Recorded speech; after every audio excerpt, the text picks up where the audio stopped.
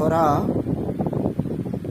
তুমি অত্যন্ত পবিত্ৰ বস্তুৱে খোৱা, ৰাজসিক বা তামসিক অন্ন একো নাই, কেৱল সাত্বিক, কেৱল পবিত্ৰ। সময়মতে খোৱা, জুখি মাখি খোৱা, যোগযুক্ত হৈ যোৱা, ব্যায়াম কৰা, স্বাস্থ্যৰ সকলো নীতি মানি চলা। তথাপিতো তোমাৰ শৰীৰৰ পৰা বিষ্ঠা মূত্ৰ ওলায়, ঘাম ওলায়। অলপ হ'লেও বিষ্ঠা মূত্ৰত দুৰ্গন্ধ থাকে, শৰীৰৰ ক্ষয় বৃদ্ধি হয়। এই মল শৰীৰৰ এই বিসংগতি আহিল ক'ৰ পৰা? তুমিতো সকলো ভালেই কৰিছিলা, তোমাৰ জীৱনত সম্পূৰ্ণ সমৃদ্ধি হৈছিল, তথাপিতো এই বিসংগতিসমূহ কিয় আহিল তুমি দেহ এটা কঢ়িয়াই লৈ ফুৰাৰ কাৰণে, আহিল তুমি প্ৰকৃতিৰ গৰ্ভত জন্ম হোৱাৰ কাৰণে, প্ৰকৃতিৰ কোলাত খেলি থকাৰ কাৰণে, সময় আৰু দূৰত্ব টাইম এণ্ড স্পেচৰ হাতত বন্দী হৈ থকাৰ কাৰণে।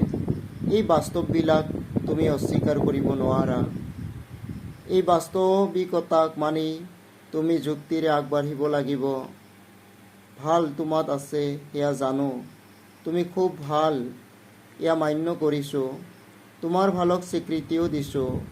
সঁচা কথা, তুমি হাজাৰৰ মাজত এজন, কিন্তু সেই বুলিয়ে মই অন্ধ হৈ এইটো ক'ব নোৱাৰিম যে তোমাত নিৰোধ কৰিবলগীয়া একো বস্তুৱেই নাই। তুমি বেয়াক নিৰোধ কৰিহে ভাল হৈছা। এবাৰ ছক্ৰেটিছৰ ওচৰলৈ এজন গণক ভৱিষ্যবক্তা আহিল।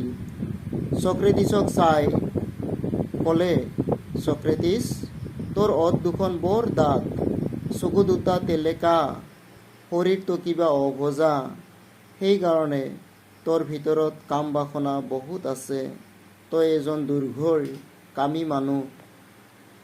কথাষাৰ শুনি ছক্ৰেটিছে হাঁহি হাঁহি উত্তৰ দিলে, দেৱ, আপুনি কোৱা আটাইকেইটা কথা সঁচা, কিন্তু এটা কথা ক'বলৈ আপুনি পাহৰিলে। সেইটো হ'ল ছক্ৰেটিছে কিমান সাধনা কৰি সেই কাম বাসনাৰ ওপৰত বিজয় প্ৰাপ্ত কৰিলে সেই কথাটো। ভৱিষ্যত বক্তাজনে